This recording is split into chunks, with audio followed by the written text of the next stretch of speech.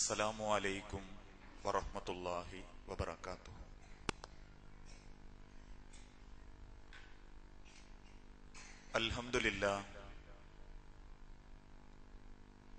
അൽഹംദുലില്ലാഹി റബ്ബിൽ ആലമീൻ വല്ലാഖിബത്തു ലിൽ മുത്തഖീൻ വലാ ഉദ്വാന ഇല്ലാ അലൽ ളാലിമീൻ വനുസല്ലി വനുസല്ലിമു അലാ അഷ്റഫിൽ അംബിയാഇ വൽ മുർസലീൻ നബിയുനാ മുഹമ്മദിൻ വഅലാ ആലിഹി വഅസ്ഹാബിഹിൽ ഫായിസീന ബിരില്ലല്ലാഹ്. അല്ലാഹുമ്മ സല്ലി അലാ മുഹമ്മദിൻ വഅലാ ആലി മുഹമ്മദ്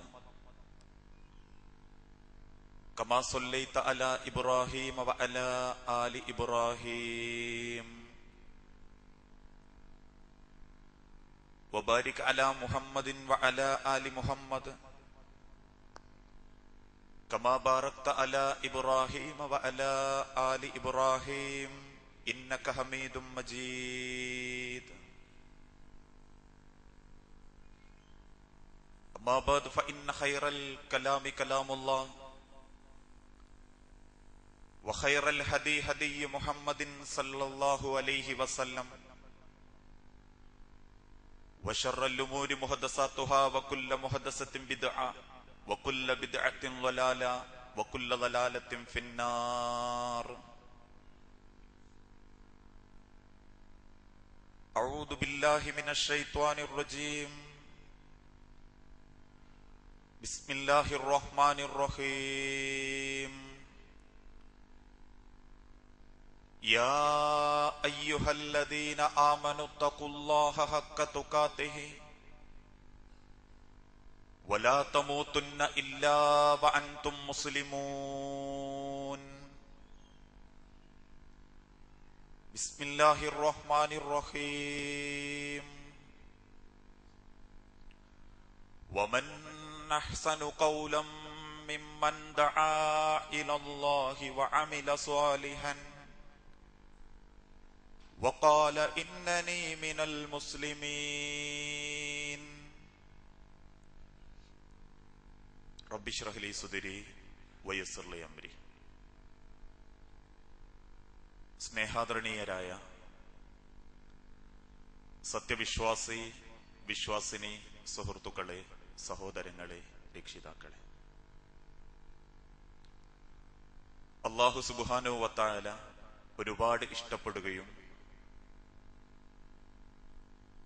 അള്ളാഹുവിന്റെ സ്വർഗത്തിനു വേണ്ടി പരിശ്രമിക്കുകയും ചെയ്യുന്ന അനുഗ്രഹീതമായ ഒരു സദസ്സിലാണ് നമ്മളെല്ലാവരും ഒരുമിച്ച് കൂടിയിട്ടുള്ളത്. നാം ജീവിച്ചുകൊണ്ടിരിക്കുന്ന ഈ കാലഘട്ടത്തിൽ ഏറെ ഗൗരവപ്പെട്ട പ്രസക്തമായ ഒരു വിഷയം യുവത്വം, ധാർമ്മികത. ഈ വിഷയത്തെക്കുറിച്ച് പഠിക്കാനും പരിചയപ്പെടാനുമാണ് ഈ ആദ്യ സെഷനിൽ ഈ സന്ദർഭം നമ്മൾ ഉപയോഗപ്പെടുത്തുന്നത്. ഇന്ന് ജീവിച്ചുകൊണ്ടിരിക്കുന്ന യൗവന സമൂഹത്തെ സംബന്ധിച്ചിടത്തോളം പല രംഗത്തും വ്യത്യസ്തമായ പ്രവർത്തനങ്ങളെ കൊണ്ട് സമൂഹത്തിന് ഗുണകരമാകുന്ന രൂപത്തിൽ പ്രവർത്തിക്കാൻ യുവാക്കൾക്ക് സാധിച്ചിട്ടുണ്ട്. ഇന്നത്തെ കാലഘട്ടത്തിൽ യുവാക്കൾക്ക് സ്വന്തമായ അഭിപ്രായങ്ങളും കൂട്ടായ്മകളും സാമൂഹികമായ വിഷയങ്ങളിൽ താൽപര്യത്തോടുകൂടി പലരും ഇടപെട്ടുകൊണ്ടിരിക്കുന്നു എന്നതിന്റെ തെളിവാണ് ഇന്ന് യുവാക്കളുടെ മേഖലയിലുണ്ടായ മാറ്റങ്ങൾക്ക് കാരണം. മറ്റുള്ള ആളുകളെ സഹായിക്കാനും ദീനീപരമായ രംഗത്ത് തന്റെ യൗവന കർമ്മശേഷി ഉപയോഗപ്പെടുത്താനും കേരളക്കരയിലുള്ള ഭൂരിപക്ഷ യുവജന വിഭാഗം തയ്യാറായതിന്റെ സന്തോഷമാണ് ഇന്ന് ഈ സമൂഹത്തിലുള്ള ഒട്ടനവധി അനാചാരങ്ങളെയും അന്ധവിശ്വാസങ്ങളെയും നമുക്ക് നേരിടാനും തടഞ്ഞു നിർത്താനും സാധിച്ചിട്ടുള്ളത്.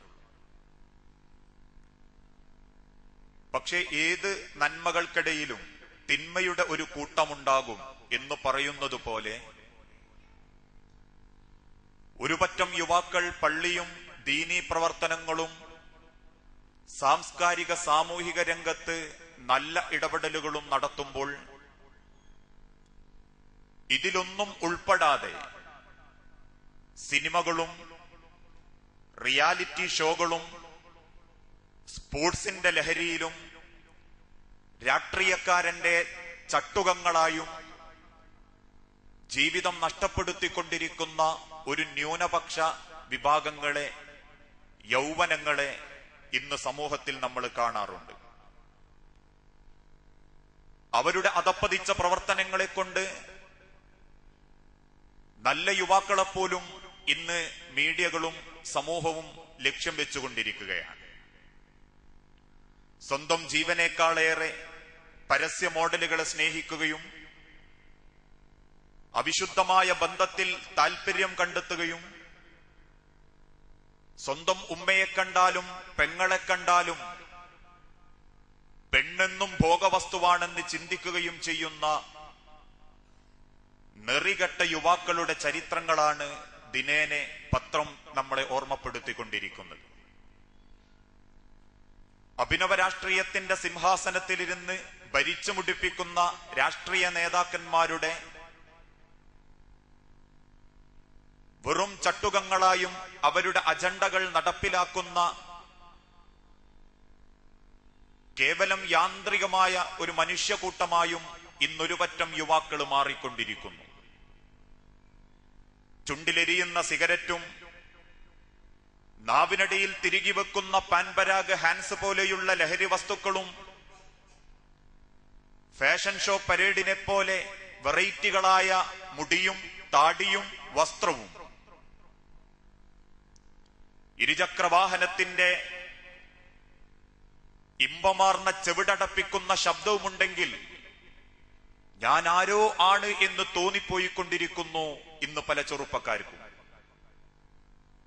ലെഗിൻസും ടൈറ്റ്സും ജീൻസും ധരിച്ച് വിദ്യാഭ്യാസത്തിന്റെ മറവിൽ പരപുരുഷ ബന്ധവും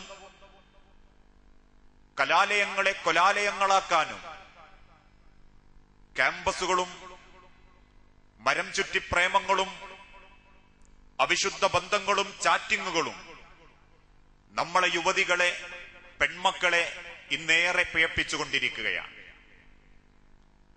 അതുകൊണ്ട് തന്നെ പലരും ഇന്ന് ആവേശത്തോടെ ചോദിക്കുന്നു, എവിടെ നമ്മളുടെ യുവാക്കൾ? കല്യാണപ്പറമ്പിലില്ല, പാതയോര വക്കുകളിലോ കളിസ്ഥലങ്ങളിലോ ഇല്ല, മറ്റുള്ളവരെ സഹായിക്കുന്ന രംഗത്ത് പലരുമില്ല. ഇങ്ങനെ പല ജീവിതം കൊണ്ടും യൗവനത്തിന്റെ കർമ്മശേഷി അള്ളാഹുവിന്റെ മാർഗത്തിൽ ഉടമപ്പെടുത്തി കൊടുക്കേണ്ട ആ ആരോഗ്യവും ഒഴിവു സമയവും യൗവനവും തന്ന സൃഷ്ടാവിനോട് തിരിച്ചു കൊടുക്കേണ്ട മാന്യതയും മര്യാദയും കൊടുക്കാതെ ജീവിതം ആസ്വദിക്കാനുള്ളതാണ് എന്ന തെറ്റിദ്ധാരണയോട് കൂടിയിട്ടാണ് പല യുവാക്കളും യുവതികളും ഇന്ന് ജീവിച്ചുകൊണ്ടിരിക്കുന്നത്. ജീവിതം ഒന്നേയുള്ളൂ, അത് ആസ്വദിക്കാനുള്ളതാവണം. കാലഘട്ടത്തിനനുസരിച്ച് കോലം മാറാനും തിന്നും കുടിച്ചും രമിച്ചും സമ്പാദിച്ചും ഈ ജീവിതം കഴിവിന്റെ പരമാവധി അനുഭവിക്കണം. അതുകൊണ്ടാണ് ജീവിക്കാൻ പോലും മറന്ന് പല ചെറുപ്പക്കാരും ഇന്ന് സമ്പാദ്യത്തിന്റെ പിന്നാലെയാണ്. നെറ്റ് മാർക്കറ്റിങ്ങുകളും ചിലന്തി വലകളും റിയൽ എസ്റ്റേറ്റും കൊള്ളയും കൊള്ളലാഭവും എടുക്കുന്ന ബിസിനസ്സുകളും ഇന്ന് നമ്മളുടെ യുവാക്കളെ ഏറെ സ്വാധീനിച്ചു കൊണ്ടിരിക്കുന്നു എന്നുള്ളതിന്റെ കാരണം ജീവിതം ആസ്വദിക്കാനുള്ളതാണ്. പണമുണ്ടെങ്കിലേ ആസ്വാദനം കിട്ടൂ. കഴിവിന്റെ പരമാവധി ആസ്വദിച്ച് ജീവിച്ചു തീർക്കുക എന്ന തെറ്റായ ധാരണയുള്ളതുകൊണ്ടാണ് പലപ്പോഴും നമ്മളുടെ യുവാക്കളും യുവതികളും ലക്ഷ്യം പിഴച്ചു പോകുന്ന അവസരത്തിലെത്തിപ്പെടാറുള്ളത്. പക്ഷെ എന്തിനാണ് ജീവിതം? ഈ ജീവൻ നൽകുന്ന റബ്ബ് ആ ജീവൻ കൊണ്ട് ആഗ്രഹിക്കുന്നതും ലക്ഷ്യം വെച്ചതും എന്ത്? ആ ചോദ്യത്തിന്റെ മറുപടിയാണ് വിശുദ്ധ ഖുർആനിലൂടെ അല്ലാഹു തആല ഓർമ്മപ്പെടുത്തിയതും അല്ലദീ ഖലഖൽ മൗത വൽ ഹയാത ലിയബ്ലുവകും അയ്യുക്കും അഹ്സനു അമല. അല്ലദീ ഖലഖൽ മൗത വൽ ഹയാത, നിങ്ങൾക്ക് ജന്മവും മരണവും അല്ലാഹ് തീരുമാനിക്കാനും നിശ്ചയിക്കാനുമുള്ള കാരണം ചിലരെ സങ്കടപ്പെടുത്താനും ചിലർക്ക് സന്തോഷമുണ്ടാകാനും വേണ്ടിയിട്ടല്ല. ലിയബ്ലുവകും അയ്യുക്കും അഹ്സനു അമല, അല്ലാഹ് വെച്ച് നീട്ടിയ ജീവിതം കൊണ്ട് ഏറ്റവും നല്ല കർമ്മങ്ങൾ പ്രവർത്തിച്ച് നാളെ റബ്ബിന്റെ മഹ്ശറാ ലോകത്ത് പുനർജീവിപ്പിക്കപ്പെടുമ്പോൾ ജീവിതത്തിന്റെ ഉത്തരം ദുനിയാവിലെ ജീവിതം കൊണ്ട് കണ്ടെത്താൻ വേണ്ടി നന്മ പ്രവർത്തിക്കുവാൻ വേണ്ടിയിട്ടാണ് നിങ്ങൾക്ക് ജനനവും മരണവും അല്ലാഹു തആല സൃഷ്ടിച്ചിട്ടുള്ളത്. അഥവാ ജീവിതത്തിന്റെ ലക്ഷ്യം ഈ ദുനിയാവിൽ സമ്പാദിക്കുക എന്നുള്ളതല്ല. ആലീസ് മട്ടിൽ കെട്ടിപ്പൊക്കിയ മാനേറിസങ്ങളായ കൊട്ടാരങ്ങളെ കൊണ്ടോ നാലാളുകൾക്കിടയിൽ പറയാൻ പറ്റുന്ന 5 അക്ക ശമ്പളം വാങ്ങുന്ന ജോലിയുള്ളത് കൊണ്ടോ ആരും മോഹിച്ചു പോകുന്ന സൗന്ദര്യത്തിന്റെ ഉടമയായതുകൊണ്ടോ ആരും ആഗ്രഹിച്ചു പോകുന്ന വാഹനത്തിൽ യാത്ര ചെയ്യുവാനോ അല്ല ഈ ലോകത്ത് അല്ലാഹു തആല നമുക്ക് ജന്മം നൽകിയിട്ടുള്ളത്. തുച്ഛമായ 10-60 കൊല്ലത്തെ ജീവിതം കൊണ്ട് നാളെ റബ്ബ് ഒരുക്കി വെച്ചിട്ടുള്ള ഖബറെന്ന ലോകവും ആ ലോകത്തിന് ശേഷം കാത്തിരിക്കുന്ന മഹ്ശറാ ലോകവും നിങ്ങൾക്ക് രക്ഷപ്പെടാനുള്ള, അധ്വാനിക്കാനും ആ രക്ഷ കണ്ടെത്താനുമുള്ള ഒരു വേദി മാത്രമാണ് മനുഷ്യരെ ഈ ദുനിയാവ്. ആ ദുനിയാവിനെ അങ്ങനെയേ സഹാബത്ത് കണ്ടിട്ടുള്ളൂ. അതുകൊണ്ടാ ഒരിക്കൽ ഖുബൈബ് റളിയല്ലാഹു അൻഹുവിന്റെ ചരിത്രം. ആരാ ഖുബൈബ് റളിയല്ലാഹു അൻഹു? ഇസ്ലാമിക ചരിത്രത്തിൽ വന്ന ചുറുചുറുപ്പുള്ള ചെറുപ്പക്കാരൻ. യൗവനത്തിന്റെ മൂർധന്യാവസ്ഥയിൽ അദ്ദേഹം ഇസ്ലാമിലേക്ക് വന്നു.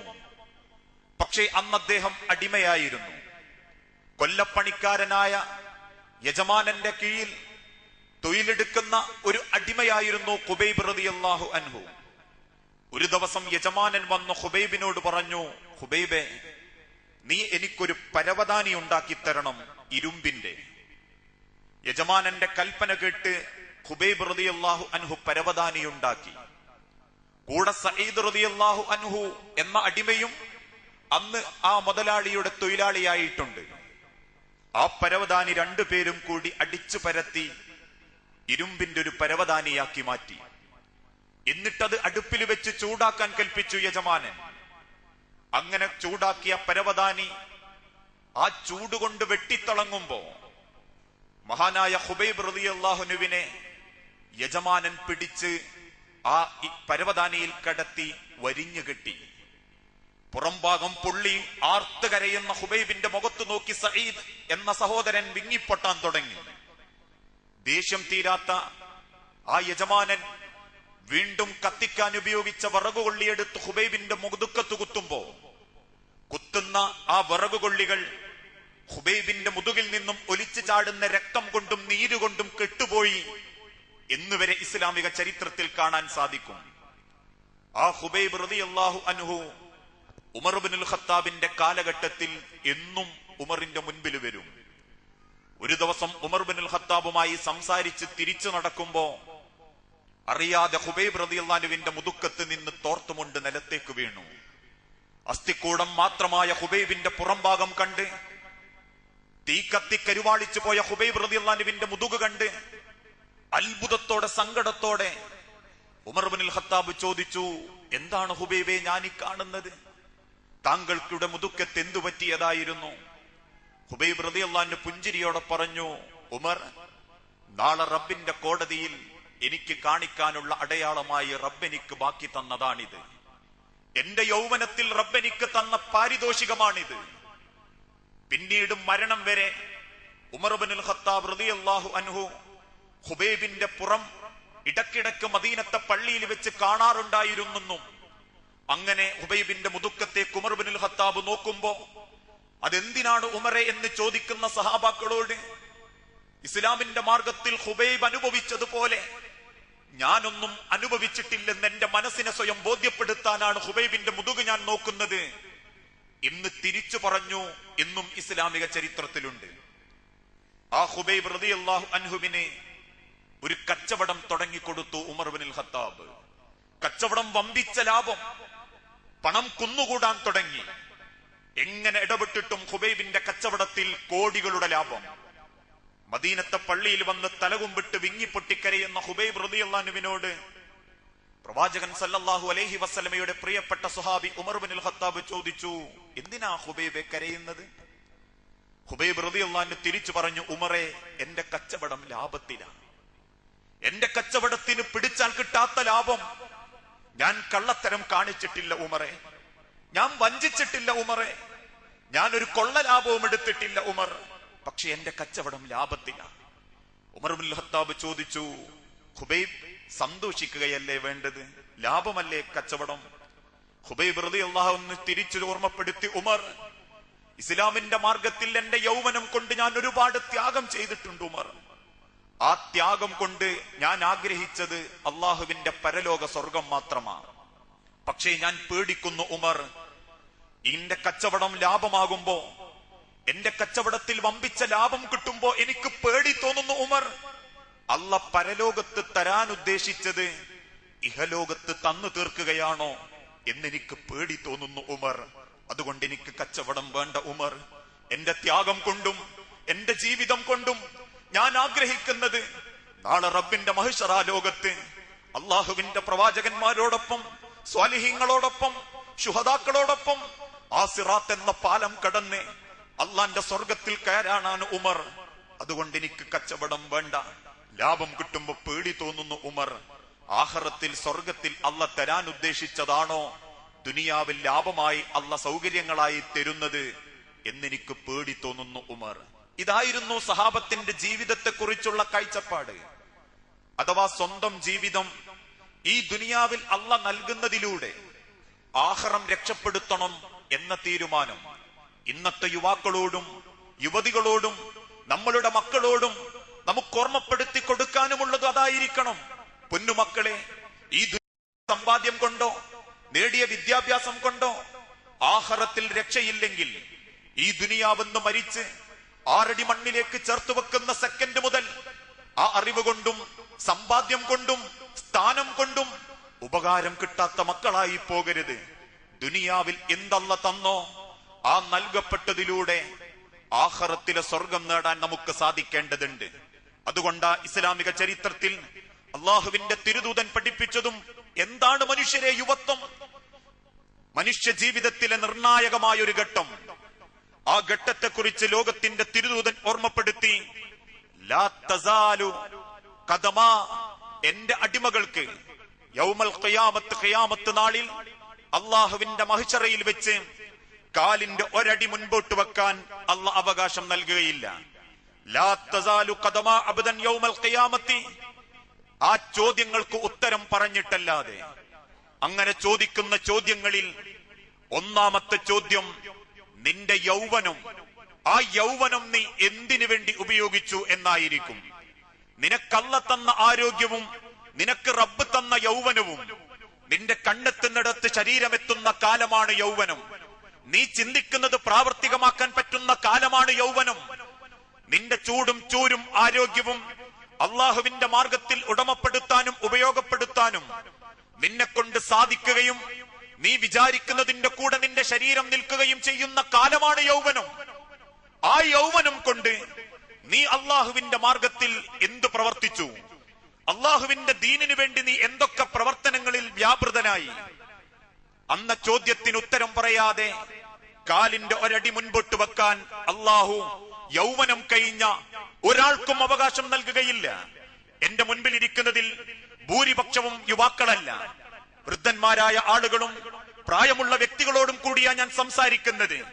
യൗവനം കഴിഞ്ഞു പോയവരാണ് നമ്മളെങ്കിൽ ആ യൗവന കാലഘട്ടത്തിൽ സമ്പാദ്യത്തിന്റെ പിന്നാലെ പരക്കം പാഞ്ഞു തീർന്നുപോയവരാണെങ്കിൽ, ആ യൗവനത്തിന്റെ കാലഘട്ടത്തിൽ കുടിച്ചും രമിച്ചും കളിച്ചും ആസ്വദിച്ചും ജീവിച്ചു തീർത്തവരാണെങ്കിൽ, ലാ തസൂലു ഖദമാ, റബ്ബിന്റെ കോടതിയിൽ നിന്റെ യൗവനം കൊണ്ട് അള്ളാഹുവിന് നീ എന്തു കൊടുത്തു, എന്ന ചോദ്യത്തിന്റെ ഉത്തരം കണ്ടെത്താൻ സാധിച്ചിട്ടില്ലെങ്കിൽ ഒരടി കാല് മുൻപോട്ട് വെക്കാൻ ഒരടിമകൾക്കും അല്ലാഹു തആല അവകാശം നൽകുകയില്ല.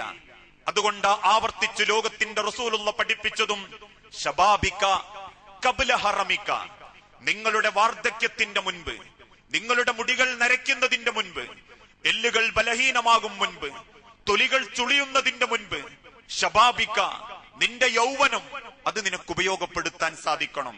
അള്ളാഹുവിന്റെ മാർഗത്തിൽ റബ്ബിന്റെ തൃപ്തിക്ക് വേണ്ടി നിഅമതാനി മഗ്ബൂനും ഫീഹിമാ കസീറും മിനന്നാസ്, ജനങ്ങളിൽപ്പെട്ട പലരും ഇന്ന് രണ്ട് കാര്യങ്ങളിൽ അശ്രദ്ധയിലായി കൊണ്ടിരിക്കുന്നു.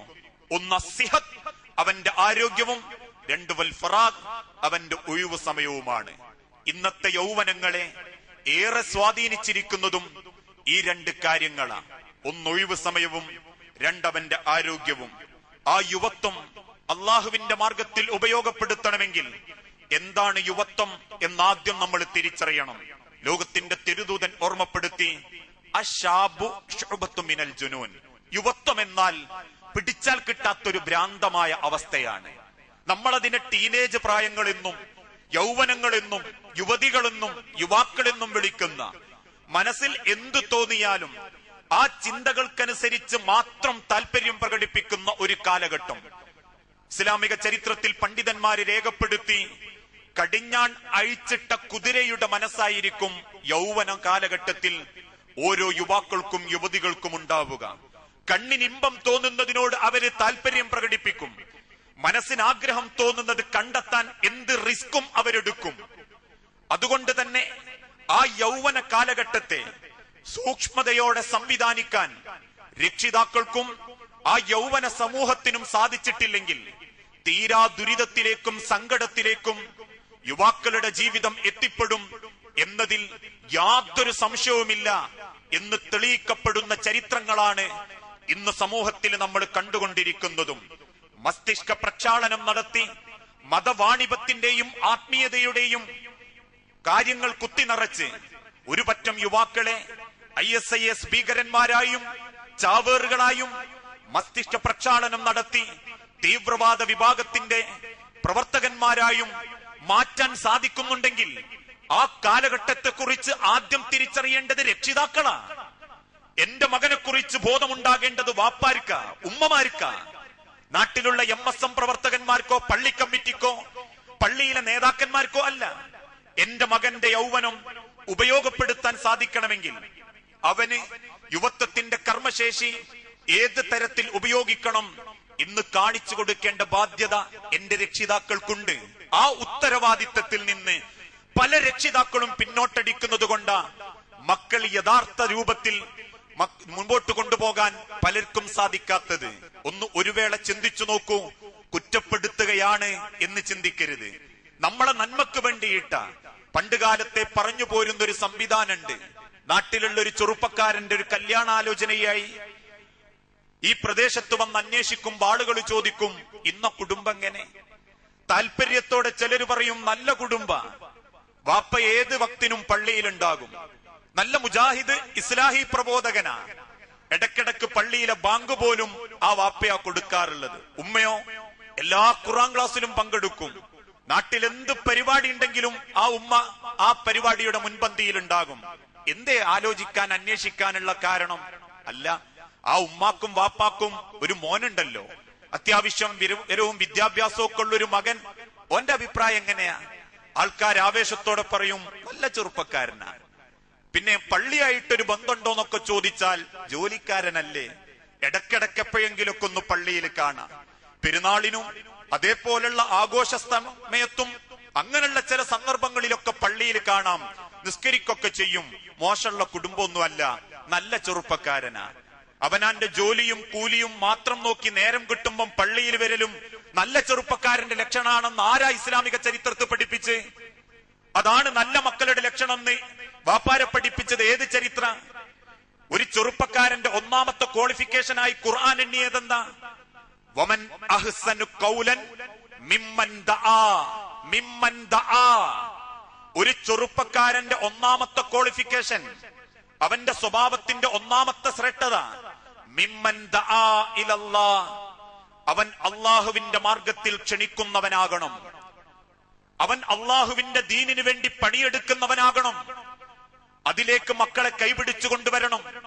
ISM എന്നാൽ നാട്ടിലുള്ള പഴമ കാലഘട്ടത്തിലുള്ള കുറച്ച് ചെറുപ്പക്കാര് മാത്രമായിട്ട് അങ്ങനെ പ്രവർത്തിപ്പിക്കുന്ന രീതി മാറി പുതിയ പുതിയ തലമുറകളും ചെറുപ്പക്കാരും സജീവമായി ഇടപെടണം.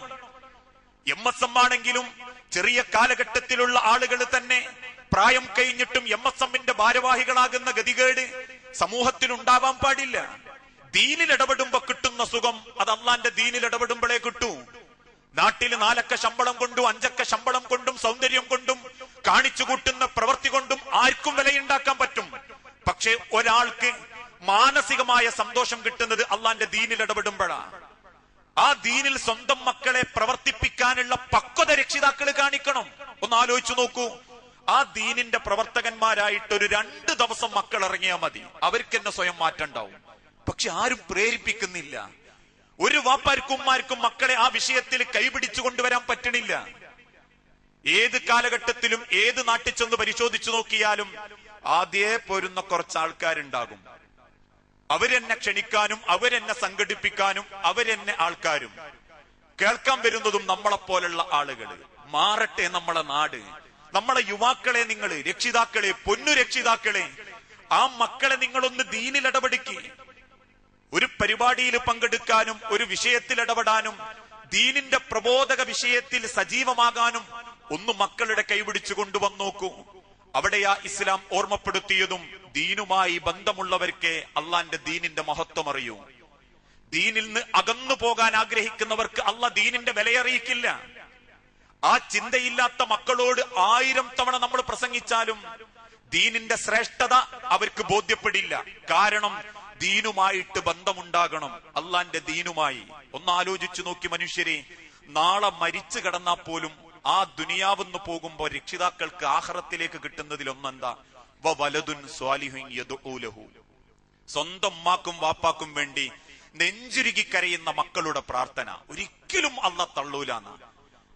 ഇന്നത് കിട്ടുന്ന പുണ്യമുള്ള വാപ്പാരാണോ നമ്മള് എന്നറിയണമെങ്കിൽ ഈ ക്ലാസ് കഴിഞ്ഞ് വീട്ടിൽ ചെന്ന് മക്കൾ അടുത്ത് വിളിച്ചിട്ട് ചോദിക്കുക. ആണായാലും പെണ്ണായാലും, മരിച്ച വാപ്പയാണെങ്കിലും പെൺമക്കൾ നിസ്കരിക്കും, ഉമ്മയാണെങ്കിലും പെൺമക്കൾ നിസ്കരിക്കും.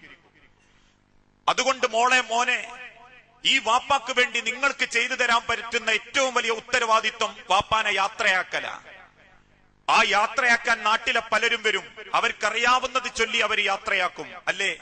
എത്ര മയ്യത്ത് തോളിലെടുത്ത് നമ്മൾ യാത്രയാക്കിയിട്ടുണ്ട്. അല്ലാഹുമ്മ സബ്ബിതുഹു ഇൻദ സുആൽ, അല്ലാഹുമ്മ അൽഹിംഹുൽ ജവാബ്, അല്ലാഹുമ്മ ജാഫിൽ ഖബ്റ അൻ ജംബി, അല്ലാഹുമ്മ അഗ്ഫിർ ലഹു വർഹംഹു, അല്ലാഹുമ്മ ആമിൻഹു മിൻ കുല്ലിൽ ഫസ.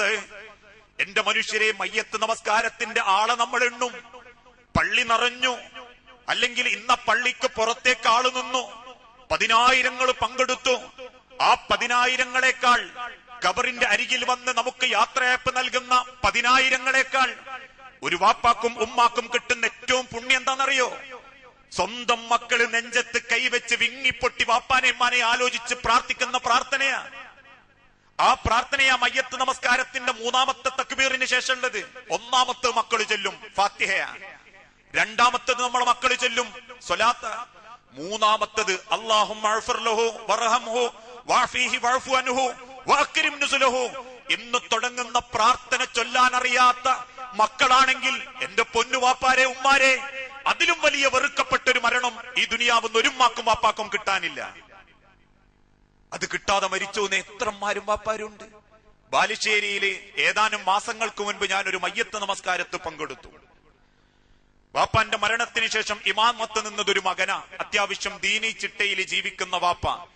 മകനും വിദ്യാഭ്യാസമുണ്ട്, നല്ല വിവരമുണ്ട്, നല്ല ജോലിയുണ്ട്. ഞാൻ ഈ ജോലിക്കും വിവരമുള്ളവരെയും കുറ്റായിട്ടല്ല പറയുന്നത്. അതിന്റെ കൂടെ ഇതൊക്കെ ഉള്ളതോടൊപ്പം തന്നെ അള്ളാന്റെ ദീനും കൊണ്ടെടുക്കാൻ പറ്റണം, ദീനീ രംഗത്തും ഇടപെടാൻ പറ്റണം. ആരും തിരക്കൊഴിഞ്ഞ മനുഷ്യന്മാരല്ല. ആ ചെറുപ്പക്കാരൻ ഇമാമത്തു നിന്നു. ഒരു തക്ബീർ കെട്ടി, 4ാമത്തെ വരെ കെട്ടി, 5ാമത്തെ തക്ബീറും ചൊല്ലി. ആൾക്കാര് സുബ്ഹാനല്ലാഹ് പറഞ്ഞു.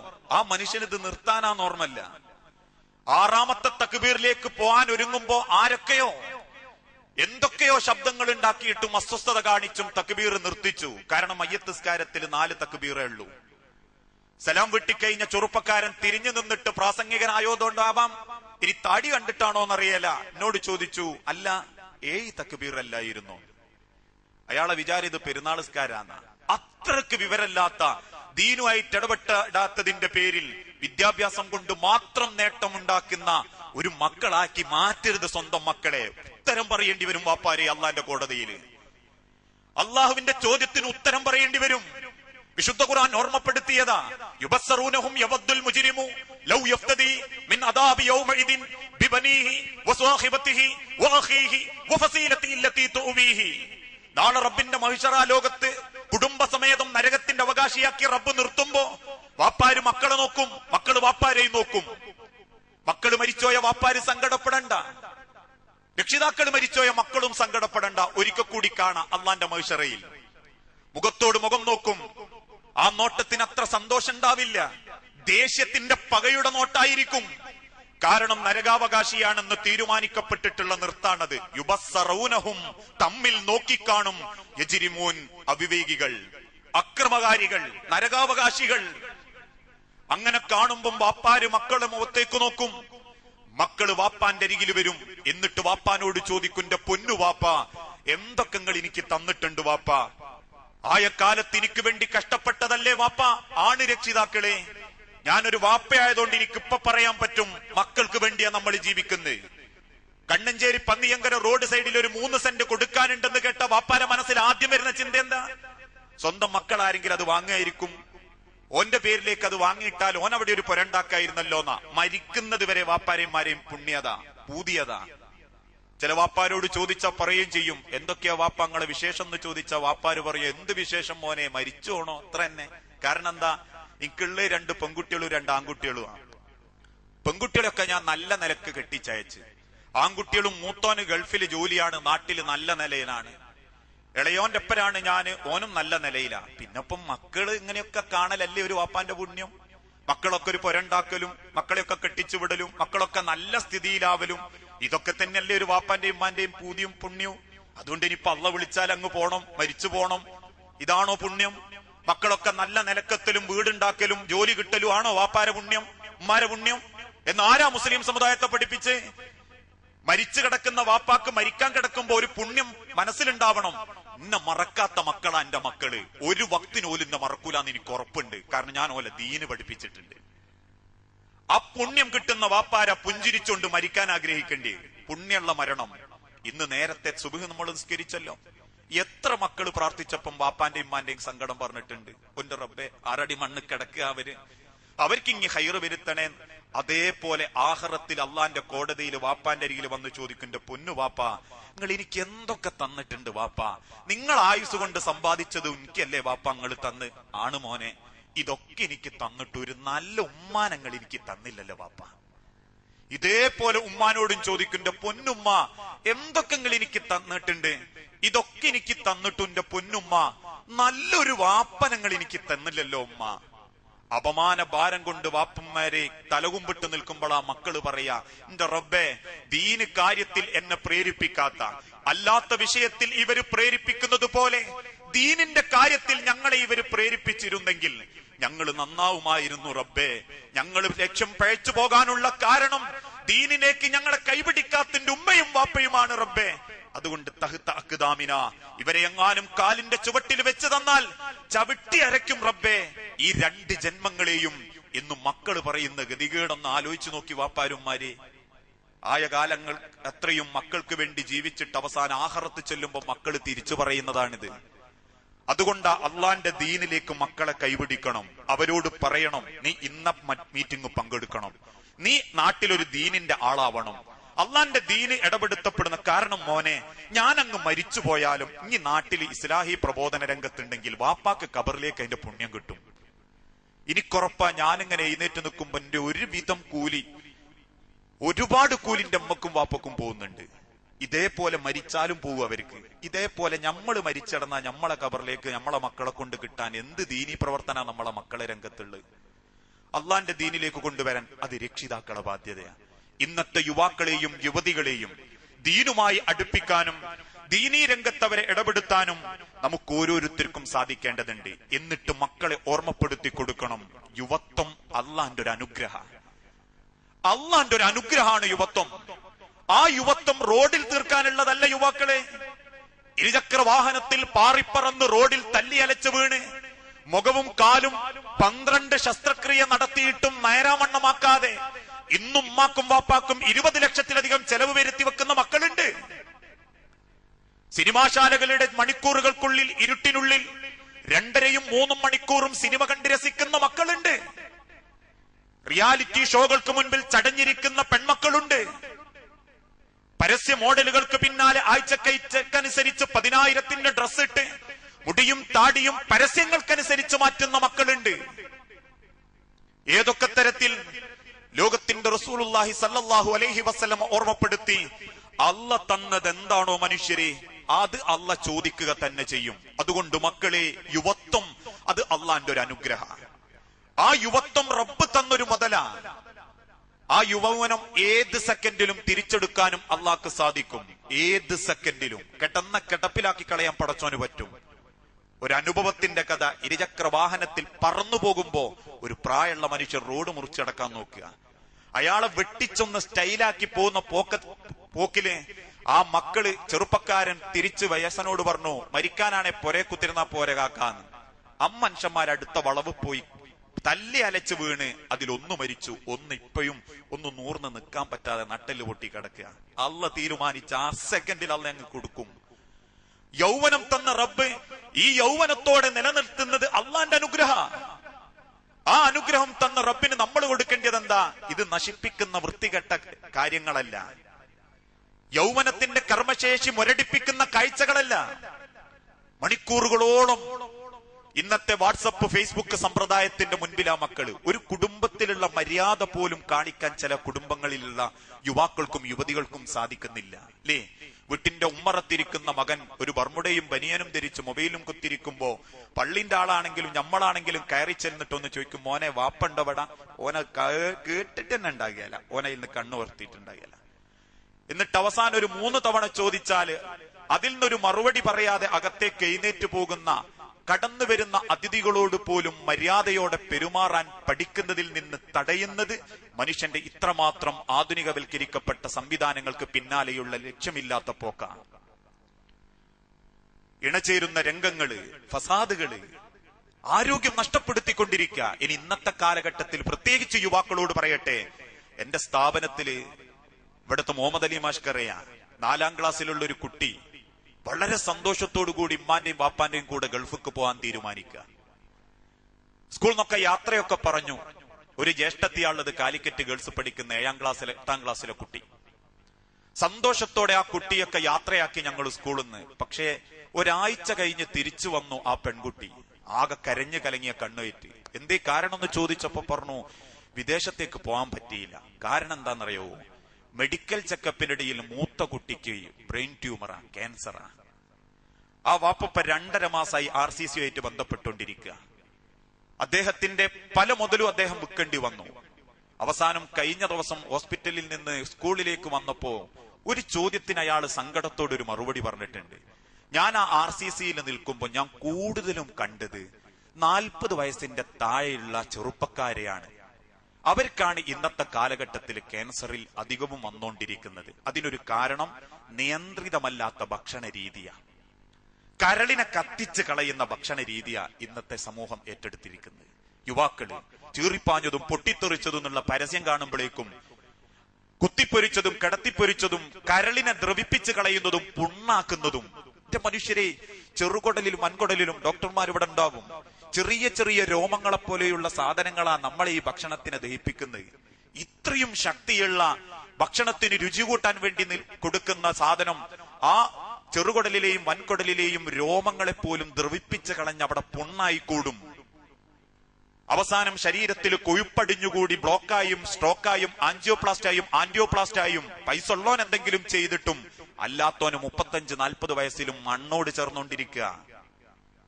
ഇന്നത്തെ പല യുവാക്കളും ഭക്ഷണം ഔട്ട് ഓഫ് ഫാഷൻ ആക്കിയതാ. പുറത്തുനിന്ന് കഴിക്കല്, വീട്ടിലെ ഭക്ഷണം പറ്റണില്ല, വേണ്ടാന്ന് തീരുമാനിക്കുക.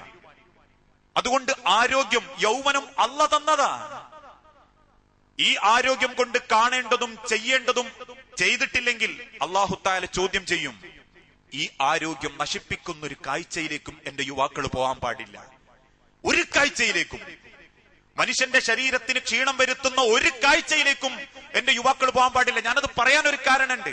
ഈ കൂട്ടത്തിൽ ചെറുപ്പക്കാരുണ്ട്, കുട്ടികളുണ്ട്, വാപ്പാരുണ്ട്. എന്നാലും പറയാ, ഏതാനും ചില ആഴ്ചകൾക്ക് മുൻപ് കേരളത്തിലെ ഒരു സെക്സ് സൈക്കോളജിയുടെ ഡോക്ടർമാര് രേഖപ്പെടുത്തി, കേരളത്തിലുള്ള 60% ഭർത്താക്കന്മാരായ ചെറുപ്പക്കാർക്കും ഭാര്യമാരെ സാറ്റിസ്ഫൈഡ് ആക്കാൻ പറ്റുന്നില്ല, തൃപ്തിപ്പെടുത്താൻ പറ്റുന്നില്ല. അതിന് അദ്ദേഹം പറഞ്ഞൊരു കാരണമുണ്ട്. പണ്ട് കാലത്തൊക്കെ ലൈംഗികതയും സെക്സും അന്യമായിരുന്നു. അത് ഏത് സെക്കൻഡിലും കിട്ടുന്ന മുതലല്ലായിരുന്നു. ഇപ്പോഴോ മനുഷ്യൻ കുളിക്കുന്ന കുളിമുറകൾക്ക് മുകളിലും വിസർജിക്കുന്ന വിസർജ്യ ഭാഗത്തും എന്നു വേണ്ട എവിടെയും മൊബൈലുകളും ക്യാമറകളുമാ. അതിന്റെ പരിണിത ഫലമോ 100ഉം 150ഉം ശേഖരിക്കപ്പെട്ട ബ്ലൂ ഫിലിമുകളുമായി മൊബൈലുമായി നടക്കുന്ന നമ്മളെ ചെറുപ്പക്കാര്, മനസ്സാക്ഷിക്കുത്തില്ലാതെ അതേ മൊബൈലുമായി പള്ളിയിൽ കയറുന്ന ചെറുപ്പക്കാര്, അതേ ബ്ലൂ ഫിലിമുകളുള്ള മൊബൈലുകളുമായി പെറ്റുമ്മാന്റെ മുൻപിലും ഭാര്യന്റെ മുൻപിലും തലകുമ്പിട്ടിരിക്കുന്ന ഭർത്താക്കന്മാരായ ചെറുപ്പക്കാര് മനസ്സാക്ഷിക്കുത്തില്ലാണ്ടായിക്കൊണ്ടിരിക്കുക. അതിന്റെ സങ്കടോ, ഇവന് ഈ കല്യാണത്തിന്റെ മുൻപ് യൗവന കാലഘട്ടത്തിലും കാണാനുള്ളതൊക്കെ കുറെ കണ്ടിട്ടുണ്ട്. അതുകൊണ്ട് വികാരത്തിന്റെയും സുഖമൊന്നും ഓന് കല്യാണം കഴിഞ്ഞിട്ടു അങ്ങോട്ട് ഉൾക്കൊള്ളാൻ പറ്റുന്നില്ല. കാരണം അതത്രയും കണ്ടു കഴിഞ്ഞിട്ടുണ്ട്. അതുകൊണ്ട് ആദ്യ രാത്രിയിൽ ഭാര്യയ്ക്ക് മുൻപിൽ യൗവനം അഥവാ കർമ്മശേഷി നഷ്ടപ്പെട്ടവനായി, ഷണ്ടനായി കണ്ടു തീർത്ത പെൺമക്കള് എന്റെ ഭർത്താവ് ഒന്നിനും കൊള്ളാത്തവനാണെന്ന് വിലയിരുത്തപ്പെടുമ്പോ ആയിരക്കണക്കിന് ഭർത്താക്കന്മാരായ ചെറുപ്പക്കാരിന്ന് കണ്ണുനീരില്ല. കുടുംബത്തിൽ സാറ്റിസ്ഫൈഡ് കിട്ടാത്തതിന്റെ പേരില്, സ്വന്തം പെണ്ണിന്റെ മുമ്പിൽ ആണത്വം നഷ്ടപ്പെട്ടതിന്റെ പേരില്. അതെന്തുകൊണ്ടാണെന്നറിയോ? ഈ കണ്ട ബ്ലൂ ഫിലിമുകൾ അവന്റെ മനസ്സിനെ സ്വാധീനിച്ചിട്ടുണ്ട്. നഗ്നത അവനൊരു കുറവായിട്ട് അനുഭവപ്പെടുന്നില്ല. ആദ്യമായിട്ട് കാണുമ്പം, നഗ്നത കാണുമ്പോ ഉണ്ടാകുന്ന സുഖം പിന്നീട് കണ്ടു തീർത്ത കാഴ്ചകളുമായി പെണ്ണിന്റെ അടുത്ത് പോകുമ്പോ പെണ്ണിനും ആണിനും കിട്ടുന്നില്ല. ആ ദുരന്തത്തിലേക്ക് എന്റെ യുവാക്കളെ സ്വന്തം ശരീരവും മനസ്സും പാളിപ്പോകാതിരിക്കാൻ യൗവനത്തെ അള്ളാഹ്ക്ക് വേണ്ടി ഉപയോഗപ്പെടുത്താൻ പറ്റണം. അള്ള തന്ന ഇഷ്ടങ്ങളും അള്ള കാണിച്ചു തന്ന മാർഗത്തിലും അത് മുൻപോട്ട് കൊണ്ടുപോകാൻ പറ്റണം. അതുകൊണ്ടാ ലോകത്തിന്റെ റസൂലുള്ളാഹി സല്ലല്ലാഹു അലൈഹി വസല്ലമ ഓർമ്മപ്പെടുത്തിയതും, നിങ്ങൾക്ക് അള്ള തന്ന യൗവനം, സമയം അത് അള്ള ചോദിക്കന്നെ ചെയ്യും. ഇന്ന് രാവിലെ എഴുന്നേറ്റത് മുതൽ രാത്രി കിടക്കപ്പാഴയിലേക്ക് ചെന്ന സെക്കൻഡുകൾക്കിടയിൽ ഈ എന്തൊക്കെ കണ്ടു, ഈ എന്തൊക്കെ ആസ്വദിച്ചു, നിനക്ക് അള്ള എന്തൊക്കെ അനുഗ്രഹങ്ങൾ തന്നു. നിനക്ക് വണ്ടി അള്ളാന്റെ അനുഗ്രഹമായിരുന്നു, ആ വണ്ടി ഉപയോഗിച്ച് ഈ എങ്ങോട്ടൊക്കെ ചെന്നു. നിനക്ക് ആരോഗ്യം, നടക്കാനുള്ള കഴിവ്, കാണാനുള്ള കഴിവ്, ഇതൊക്കെ അള്ള നിനക്ക് തന്നു, നീ എന്ത് ചെയ്തു? ആ ചോദ്യമാണ് ഖബറിലേക്ക് വെക്കുമ്പോഴുള്ള ഒന്നാമത്തെ ശിക്ഷന്റെ കാരണവും. ഖബറിലുള്ള ആദ്യത്തെ ശിക്ഷ റസൂലുള്ളാഹി സല്ലല്ലാഹു അലൈഹി വസല്ലമക്ക് കാണിച്ചു കൊടുത്തത് എന്താ? ഫഅതൈന അലാ റജുലിൻ മുൽതജിഇൻ, ആരോഗ്യ ദൃഢഗാത്രനായ ഒരു ചെറുപ്പക്കാരൻ ഇങ്ങനെ മലർന്നു കിടക്കുക. അവന്റെ അരികിൽ തന്നെ ബിയദിഹി ബിഹിജാറത്തിൻ കബീറ, വലിയ കല്ലുമായിട്ടൊരു മറ്റൊരാൾ നിൽക്കുന്നുണ്ട്. ആ കല്ലുമായി നിൽക്കുന്നവൻ കല്ല് ഏറ്റവും വേഗതയിൽ കിടക്കുന്നവന്റെ തലയിലേക്ക് വലിച്ചെറിയും. ആ ചെറുപ്പക്കാരന്റെ തലയോട്ടിയടക്കം പൊട്ടിച്ചെതറി തലയിലെ രോമങ്ങളെ പോലെ അത് പാറി പറന്നു പോകും. ഏറിന്റെ ശക്തി കൊണ്ട് കല്ലുരുണ്ടുപോകും. കല്ലെടുത്തവ തിരിച്ചു വരുമ്പോഴേക്കും ആദ്യം ചെതറിത്തെറിച്ചു പോയ തല ആദ്യത്തെ രൂപത്തിലായി ഉണ്ടാവും. ഇതിങ്ങനെ ആവർത്തിക്കപ്പെടും. അള്ളാന്റെ റസൂല് ചോദിച്ചു, സുബ്ഹാനല്ലാ, ആരാണ് ആ മനുഷ്യൻ, ഏതാണ് ആ ചെറുപ്പക്കാരൻ? അള്ളാഹുവിന്റെ റസൂലുള്ളാഹ്ക്ക് മറുപടി കിട്ടി, ഫഇന്നഹു യഖ്റഉൽ ഖുർആൻ വയഹ്ഫിളുഹു വയതനാവലുഹു. അള്ളാഹുവിന്റെ പ്രവാചകരെ, ഖുർആൻ ഓനെന്താന്നറിയാ, ഹദീസ് എന്താന്നോനറിയാ, പക്ഷേ വയുക്കദ്ദിബുഹു, അതനുസരിച്ചിട്ടോ ജീവിച്ചിട്ടില്ല. അവന്റെ കണ്ണുകൊണ്ട് അവൻ നല്ലതൊന്നും കണ്ടിട്ടില്ല നബിയെ, അവന്റെ ചെവി കൊണ്ടവൻ നല്ലതൊന്നും കേട്ടിട്ടില്ല നബിയെ, അവന്റെ ചിന്തയെ കൊണ്ട് അള്ളാന്റെ ദീനിനു വേണ്ടി അവൻ ചിന്തിച്ചിട്ടില്ല നബിയെ. അതുകൊണ്ട് ഉപകാരപ്പെടാത്തവന്റെ തലയും അവന്റെ കണ്ണും അവന്റെ ചെവിയും അവന്റെ ചിന്തകളും അല്ലാഹു തആല ആ ഖബറിൽ വെച്ച് എറിഞ്ഞുടച്ചു കളയും. എനക്ക് അതുകൊണ്ട് ഒരു ഗുണവും കിട്ടിയിട്ടില്ല. ഈ കണ്ട അത്രയും സിനിമയാ, ഈ കണ്ട അത്രയും വൃത്തിയാടാ, ഈ പറഞ്ഞ അത്രയും തോന്നിയാസാ, ഈ കേട്ട അത്രയും പാട്ടാ, അതുകൊണ്ട് എനക്ക് അതുകൊണ്ട് ഒരു ഗുണം ഉണ്ടായിട്ടില്ല. അതാ റബ്ബ് ഓർമ്മപ്പെടുത്തിയതും സ്വന്തം യൗവനം. വല്ലാഹി സുമ്മ ലതുസ്അലുന്ന യൗമഇദിൻ അനിൻ നഈം, നിങ്ങൾക്ക് അള്ള എന്ത് തന്നോ ആ തന്നതിനെ പറ്റി അള്ള ചോദിക്കും. ആ യൗവനം അള്ളാഹ്ക്ക് വേണ്ടി ഉപയോഗപ്പെടുത്താൻ സാധിക്കണം. സ്വന്തം കുടുംബത്തിനും ആഖിറത്തിനും വേണ്ടി ജീവിതം ചിട്ടപ്പെടുത്തുമ്പോഴേ നമ്മളെ ജീവിതത്തിന് അർത്ഥം ഉണ്ടാവുന്നുള്ളൂ. അല്ലാണ്ട് എന്താ മനുഷ്യരെ ഈ ദുനിയാവില് നമുക്കുള്ളത്? കുറെ സമ്പാദിച്ചതോ? ആരാപ്പ സമ്പാദിച്ചോ കൊണ്ടുപോയിട്ട്? കുറെ സൽപ്പേരോ? ആരെ സൽപ്പേര് കൊണ്ടാ അള്ളാഹു തആല ഖബറില് അല്ലെങ്കിൽ ആ ഖബറൊന്ന് വിശാലാക്കി ഏസിയാക്കി കൊടുക്കാൻ പറ്റിയത്? ഈ ദുനിയാവെന്ന് തിരിച്ചു പോകുമ്പം അള്ളാഹ് തന്ന ജീവിതം കൊണ്ട് അള്ളാഹ്ക്കൊരു ഉത്തരം കാണിച്ചു കൊടുക്കാൻ പറ്റുന്ന രൂപത്തിലാവണം. ലോകത്തിന്റെ റസൂലുള്ളാന്റെ സഹാബത്തിന്റെ കർമ്മശേഷിയ ഇസ്ലാമിന്റെ വളർച്ച. ഇനി ഇന്നും ഞാനുങ്ങളൊക്കെ അനുഭവിക്കുന്ന ഈ സ്വാതന്ത്ര്യം ഉണ്ടല്ലോ. 11 റക്അത്ത് തറാവീഹും ഗർഭിണിയായ പെണ്ണിനെയും കൊണ്ടിട്ട് ആശുപത്രിയിലേക്ക് പോകുന്നതും അപസ്മാരം പോലെയുള്ള സൂക്കേട് ബാധിച്ച മക്കൾക്ക് വേണ്ടി ഡോക്ടർമാരെ തെരയുന്നതും ഇതാരെ പവറാ? എന്റെ ഇങ്ങളെയും പവറല്ല. 1920കളിലും 40കളിലും കേരളത്തിൽ ഒരു പറ്റം യുവാക്കളായ പണ്ഡിതന്മാരുടെ ത്യാഗ. വക്കം മൗലവിയെ പോലെ, സെയ്ദ് മൗലവിയെ പോലെ, മുഹമ്മദ് അബ്ദുറഹ്മാൻ സാഹിബിനെ പോലെ, നിരവധി അമാനി മൗലവിയെ പോലെ, അലവി മൗലവിയെ പോലെയുള്ള പണ്ഡിതന്മാർ അന്നെടുത്ത ത്യാഗ മനുഷ്യരെ ഇന്ന് നമ്മൾ അനുഭവിക്കുന്നത്. കോഴിക്കോട് പ്രസംഗം കഴിഞ്ഞ് വടകരക്ക് പോകുമ്പം കൊയിലാണ്ടി കടപ്പുറത്ത് 4 ആള് കൂടിയെടുത്ത് പ്രസംഗിക്കാൻ ഒരുങ്ങിയപ്പോ ഏറുകിട്ടി മുൻവശത്തുള്ള പല്ല് പൊട്ടിയപ്പോ ആ പല്ല് നിലത്തേക്ക് തുപ്പി വീണ്ടും പ്രസംഗിച്ച ചരിത്രണ്ട് സെയ്ദ് മൗലവിക്ക്. അന്ന് അവരുടെ യൗവനവും ആരോഗ്യവും അള്ളാന്റെ മാർഗത്തിൽ അവർ കൊടുത്തതുകൊണ്ടാ ഇപ്പം പൂർണ്ണ ഗർഭിണിയായ പെണ്ണിനെയും കൊണ്ട് ആശുപത്രിക്ക് പോകാനുള്ള ഭാഗ്യം. അല്ലെങ്കിൽ എന്താകുകയായിരുന്നു? പള്ളിയിലെ ഉസ്താദുമാര് നഫീസത്തുമാല പിഞ്ഞാണത്തിൽ എഴുതി കൊടുത്തത് കുടിപ്പിച്ച് കാത്തിരിക്കേണ്ട ഗതികേട് വരെയായിരുന്നു കേരളത്തിലെ ഉമ്മത്ത് മുസ്ലിമിന്. അപസ്മാരം ബാധിച്ച് വായിൽ നിന്നും നൊര വരുന്നത് കണ്ട മകനെയും കൊണ്ട് ഉസ്താദിന്റെ അടുത്ത് നിന്ന് തകിട് കെട്ടിച്ച് കെട്ടി സ്വന്തം മടിയിൽ കിടന്ന് മക്കള് മരിക്കുന്നത് കണ്ട 100 കണക്കിന് വാപ്പാരുമാരും കേരളത്തിലുണ്ട്. ഇന്ന് ഈ സ്വാതന്ത്ര്യം നമുക്ക് കിട്ടിയത് അവരെ ത്യാഗം കൊണ്ടാ. വരാനിരിക്കുന്നൊരു തലമുറക്ക് എന്റെ യൗവനം കൊണ്ടും കർമ്മശേഷി കൊണ്ടും എന്താ രക്ഷിതാക്കളെ മക്കളെ നമ്മൾ കണ്ടെത്തി കൊടുത്തിട്ടുള്ളത്? ആകാശത്തേക്ക് തുറന്നു വെച്ചിരിക്കുന്ന വിഡ്ഢിക്കൊടയോ? ജീവിച്ചിരിക്കുന്ന കാലത്ത് വീട്ടിന്റെ മോന്തായത്തിൽ വാങ്ങിവെച്ചിട്ടുള്ള വിഡ്ഢി പെട്ടിയോ? അല്ലെങ്കിൽ കേബിളിന്റെ മാസവരിയോ? മരിച്ചാലും വാപ്പാർക്കുമാർക്കും കബറിലേക്ക് കിട്ടാനുള്ള പാപ അങ്ങനെ പോയിക്കൊണ്ടിരിക്കുക. ആലോചിച്ചിട്ടുണ്ടോ അമ്മാരും വാപ്പാരും എപ്പോഴെങ്കിലും? നമ്മളിപ്പോഴങ്ങ് മരിച്ചു എന്ന് കരുതുക. DTH വാങ്ങിക്കൊടുത്ത് വാപ്പയാ. കബറിൽ കിടക്കുമ്പോഴും പാപ അങ്ങനെ കബറിലേക്ക് അങ്ങ് വന്നുകൊണ്ടിരിക്കും, ഒരു കുറവുമില്ലാതെ. നന്മ ചെയ്തെടുത്താലോ ആ നന്മയും കബറിലേക്ക് കിട്ടും. അപ്പൊ ഏതാ ഞമ്മക്ക് വേണ്ടിയേ? നന്മയാണെങ്കിൽ മാറണം രക്ഷിതാക്കളെ, മക്കളെ. എന്റെ ജീവിതം ആയുസ് കൊണ്ട് അള്ള ആഗ്രഹിച്ച മാറ്റം, അള്ളാന്റെ ദീനിനു വേണ്ടി ഈ സമൂഹത്തിൽ തിന്മകൾ വ്യാപിച്ചുകൊണ്ടിരിക്കുക. അള്ളാഹുവിന്റെ ദീനിനെ പലരും കൈവിട്ടുകൊണ്ടിരിക്കുക. തീവ്രവാദത്തെയും മതവാണിഭവും ആത്മീയതയുടെ ശക്തിയും ജനങ്ങൾക്കിടയിൽ പ്രകടിപ്പിച്ച് കാഫിരീങ്ങളെ കണ്ട കൊല്ലണമെന്നും ആരോടും സംസാരിക്കരുതെന്നും എല്ലാം തികഞ്ഞോനെ പ്രബോധനത്തിന് ഇറങ്ങാൻ പാടുള്ളൂ എന്നൊക്കെ പറഞ്ഞുകൊണ്ട് രൂപം കൊണ്ടും കോലം കൊണ്ടും ആൾക്കാരിങ്ങനെ വ്യാഖ്യാനിച്ചു കൂടിക്കൊണ്ടിരിക്കുക.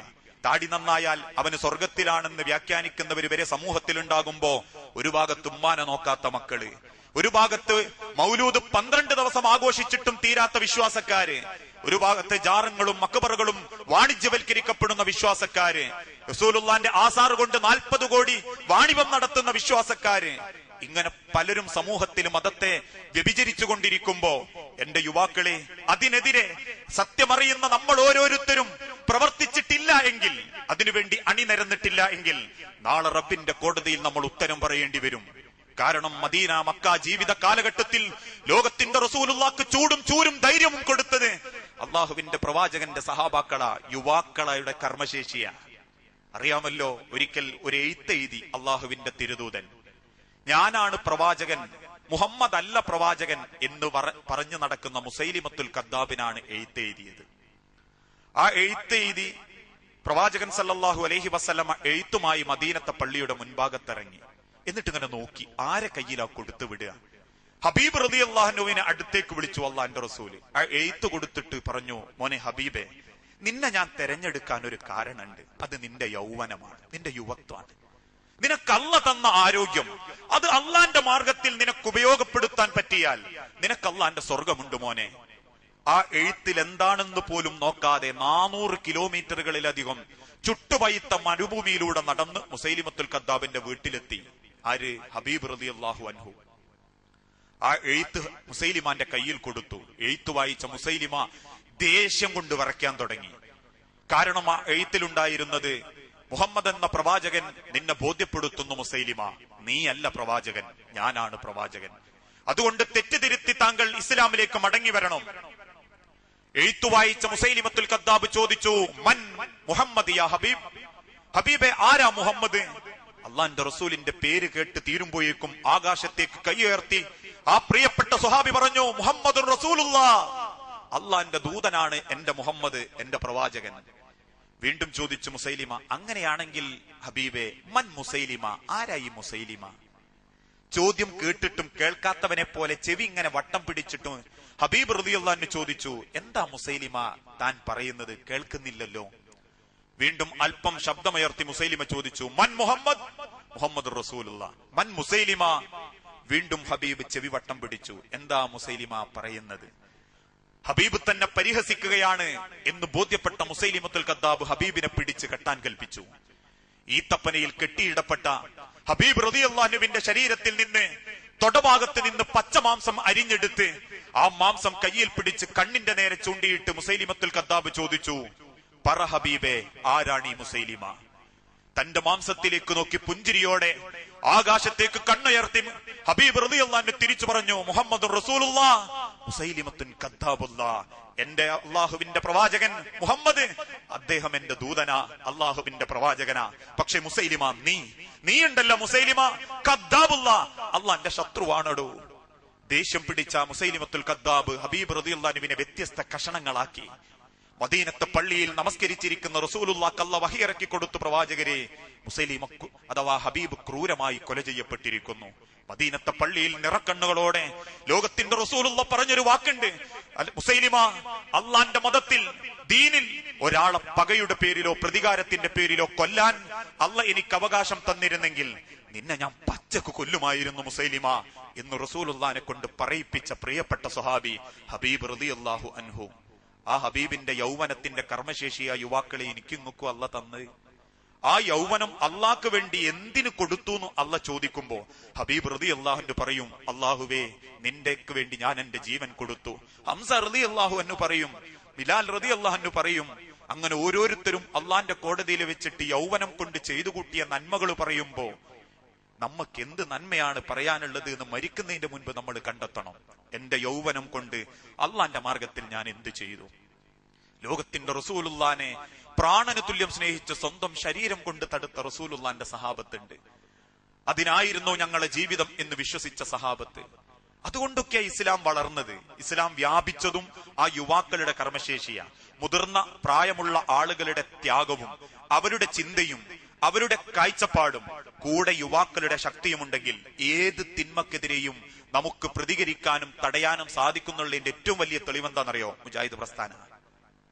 കാരണം 1920കളിൽ വിരലിലെണ്ണാവുന്ന ആളുകളെ കൊണ്ട് തുടങ്ങി ഇന്ന് മുജാഹിദ് പ്രസ്ഥാനം കോടികളുടെ ആശയങ്ങൾ ആദർശങ്ങൾ സ്വീകരിക്കുന്ന വ്യക്തികളുടെ സംഘടനയാണ്.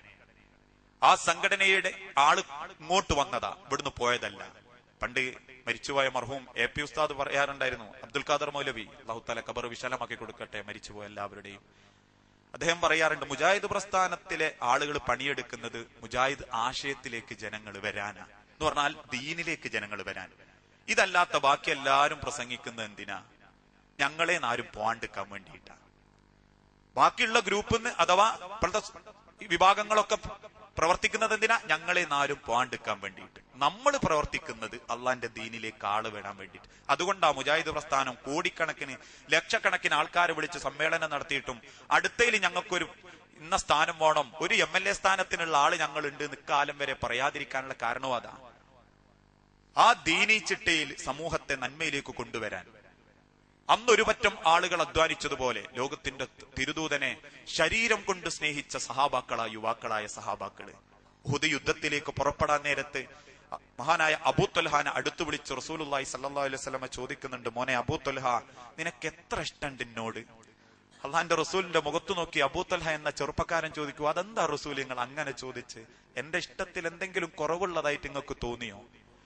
പുഞ്ചിരിയോടെ റസൂലുള്ള പറഞ്ഞു, അതല്ല അബൂ ത്വൽഹ, എനിക്കൊന്നറിയാനാ, നിനക്ക് എത്ര എന്നോട് ഇഷ്ടമുണ്ട് എന്നറിയാൻ. ഇന്നത്തെ യുവാക്കളൊക്കെ ഒരുപാട് ചിന്തിക്കണം കേട്ടോ ഈ കാര്യം.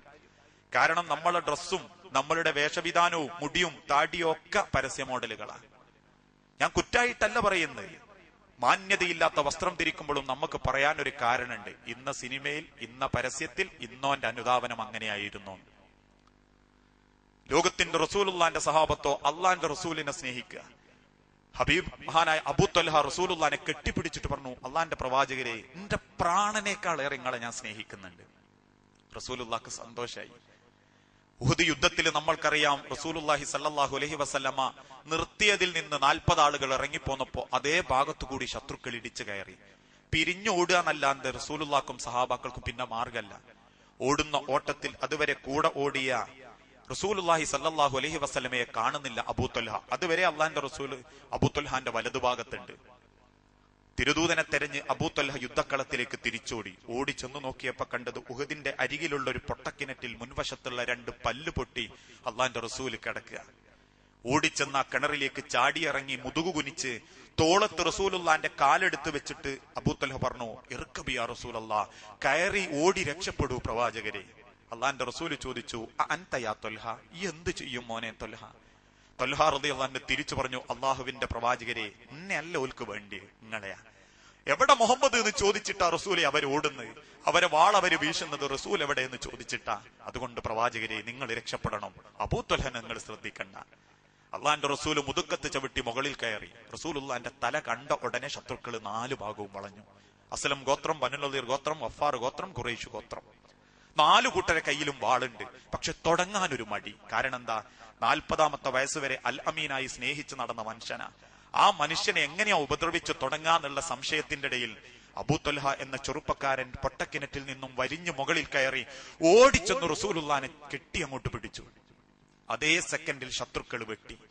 ഓരോ വെട്ടും റസൂലുള്ളാന്റെ ശരീരത്തിൽ വരുമ്പോ കറങ്ങിത്തിരിഞ്ഞ് അള്ളാന്റെ റസൂലിനെയും കൊണ്ട് ഓരോ വെട്ടും ത്വൽഹ റളിയല്ലാഹു അൻഹു സ്വന്തം മുതുകുകൊണ്ട് തടുക്കാൻ തുടങ്ങി. ഇടക്കപ്പയോ റസൂലുള്ളാനെ കെട്ടിപ്പിടിച്ച പിടുത്തത്തിന് അയവ് വരുന്നുണ്ട് എന്നറിഞ്ഞപ്പോ അള്ളാന്റെ റസൂൽ പറഞ്ഞു, മാറിക്കോ ത്വൽഹ, ഇനി അവരെന്നെ വെട്ടട്ടെ. ആ സമയത്ത് ത്വൽഹ എന്ന ചെറുപ്പക്കാരൻ ഒരു പാട്ടുപാടിയുന്ന, ലൊഹിരി ലൊഹിരി ദൂന ലൊഹിരിക യാ റസൂലല്ലാഹ്, കൽബി കൽബി ദൂന കൽബിക യാ റസൂലല്ലാഹ്. അള്ളാഹുവിന്റെ പ്രവാചകരെ, ലൊഹിരി ലൊഹിരി, എന്റെ മുതുക്കത്ത് വെട്ടാനേ അവർക്ക് പറ്റിയിട്ടുള്ളൂ. ആ മുതുക്കത്തൊരു വെട്ടിനെങ്കിലും ഇനിയും സ്ഥലമുണ്ടെങ്കിൽ അതും കൂടി ഞാൻ അവർക്ക് കാണിച്ചു കൊടുക്കും നബിയെ, നിങ്ങളെ ഞാൻ കാണിക്കില്ല. കൽബി കൽബി, എന്റെ മുതുകിനെ അവർക്ക് വെട്ടാൻ പറ്റിയിട്ടുള്ളൂ, എന്റെ ഈമാനുള്ള മനസ്സിനെ വെട്ടാൻ അവർക്ക് പറ്റിയിട്ടില്ല നബിയെ. ആ അബൂ ത്വൽഹ റളിയല്ലാഹു അൻഹു റസൂലുള്ളാന്റെ ശരീരത്തിൽ നിന്ന് ബോധം കെട്ടു വീഴുമ്പോ ഓടി വരുന്ന അബൂബക്കർ സിദ്ദീഖ് റളിയല്ലാഹു അൻഹുവിനോട് അള്ളാന്റെ റസൂല് സങ്കടത്തോടെ പറഞ്ഞു, അബൂബക്കറെ, എന്റെ ത്വൽഹാന്റെ ശരീരത്തിൽ എത്ര വെട്ടുണ്ട് എന്ന് നോക്കുക. അബൂബക്കർ സിദ്ദീഖ് റളിയല്ലാഹു അൻഹു എണ്ണി നോക്കിയിട്ട് വിങ്ങി പൊട്ടിയിട്ട് പറഞ്ഞു, പ്രവാചകരെ, 84 പരം വെട്ടുകളുണ്ട് ത്വൽഹാന്റെ മുതുക്കത്ത്. അതിൽ 14 വെട്ടുകൾ മറുഭാഗം കണ്ടിട്ടുണ്ട് നബിയെ. വേദന കൊണ്ട് പൊളയുന്ന അബൂ ത്വൽഹാനെ പിടിച്ച് അള്ളാന്റെ റസൂല് ചോദിച്ചു, മോനെ ത്വൽഹ, നിനക്ക് വേദനിച്ചിട്ടില്ലായിരുന്നു? പുഞ്ചിരിയോടെ ത്വൽഹ റളിയല്ലാഹു അൻഹുവിന്റെ മറുപടി, അള്ളാഹുവിന്റെ പ്രവാചകരെ, വേദന ഉണ്ടായിരുന്നു. പക്ഷെ ഞാൻ മാറിയാൽ ആ വെട്ട് റസൂലായ അങ്ങക്കാണ് ഏൽക്കുക എന്ന് ആലോചിച്ചപ്പോ എനിക്ക് ആ വേദന അനുഭവിച്ചിട്ടില്ല നബിയെ. മരണത്തോട് മല്ലടിക്കുന്ന അബൂ ത്വൽഹ എന്ന ചെറുപ്പക്കാരനെ നെഞ്ചോട് ചേർത്ത് പിടിച്ച് അള്ളാന്റെ റസൂൽ പറഞ്ഞു, സ്വർഗത്തിൽ എനിക്കൊരു അയൽവാസി ഉണ്ടെങ്കിൽ അതിന്റെ അബൂ ത്വൽഹ ആയിരിക്കും. ആ യുവാക്കളെ കൊണ്ട് ഇസ്ലാമിനുണ്ടായ നേട്ടാണിത്. അന്ന് കൊല ചെയ്യപ്പെട്ടിരുന്നെങ്കിലോ? ആ യൗവനമാണ് യുവാക്കളെ എനിക്കും നിൽക്കും അല്ല തന്ന്, നമുക്ക് അല്ല തന്ന്. ആ യൗവനാണ് അള്ളാഹ്ക്ക് വേണ്ടി നമ്മൾ തിരിച്ചു കൊടുക്കേണ്ടിയെന്നോ, അള്ളാന്റെ ദീനിന് വേണ്ടി. അതാണ് റബ്ബ് നമ്മളോട് ചോദിക്കുക. ഈ എത്ര സിനിമ ഉണ്ടെന്നോ, ഈ എത്ര വൈക്ക് യാത്ര പോയിന്നോ, ഈ എന്തൊക്കെ ഏതൊക്കെ സമയത്ത് എന്തിനൊക്കെ എങ്ങനെയൊക്കെ ദുനിയാവ് ആസ്വദിച്ചോന്നല്ല അല്ല ചോദിക്കുന്നത്. അതൊന്നും ഈ ദുനിയാവെന്ന് കൊണ്ടുപോകാൻ നമ്മളെ കൊണ്ട് പറ്റിയില്ല അല്ലേ? ചെയ്യാൻ പറ്റുന്നത് അവനാന്റെ യൗവനം കൊണ്ടും ആരോഗ്യം കൊണ്ടും നമ്മൾ ചെയ്തു വെച്ചത് മാത്രം. ഞാൻ അവസാനിപ്പിക്കുക. അതാണ് ഏറ്റവും നല്ലൊരു സ്വഭാവം. നമ്മൾ കാരണം ഒരാൾക്കൊരു നന്മ കിട്ടിയാൽ ആ നന്മ കൊണ്ട് അവൻ ചെയ്യുന്ന അത്രയും കാലം നമുക്കും കിട്ടിക്കൊണ്ടിരിക്കുക ഖബറിലേക്ക്. ഞാൻ അത്ഭുതപ്പെടാറുണ്ട്. ഞാൻ ഇടവണ്ണ പഠിക്കുമ്പോ 2 ക്രിസ്ത്യാനി മക്കള്, അതായത് ചെറുപ്പക്കാരിന്റെ കൂടെ പഠിക്കാണ്ടായിരുന്നു. 2 ക്രിസ്ത്യാനി ചെറുപ്പക്കാർ. അവര് മാറി എങ്ങനെയാണെന്നറിയാം നിങ്ങൾക്ക്? 2002 സമ്മേളനത്തിന്റെ ഇടയിലുള്ള ഒരു ലഘുലേഖ എല്ലാ റെയിൽവേ സ്റ്റേഷനുകളിലും സർക്കാർ സ്ഥാപനങ്ങളിലും കൊടുക്കാൻ അന്നത്തെ ISM തീരുമാനിച്ചിരുന്നു. അങ്ങനെ കൊടുത്ത് ആരോ ഒന്ന് മടക്കി ട്രെയിനിന്റെ ബോഗിക്കിടയിലുള്ള ട്രെയിനിൽ ഇരിക്കുന്ന സീറ്റിന്റെ ഇടയിൽ തിരികെ വെച്ചതാണ്. ഈരാറ്റുപേട്ടയിൽ നിന്ന് കയറി കോഴിക്കോട്ടേക്ക് NIT കയറിയ ചെറുപ്പക്കാരൻ അതെടുത്തു വായിച്ചു.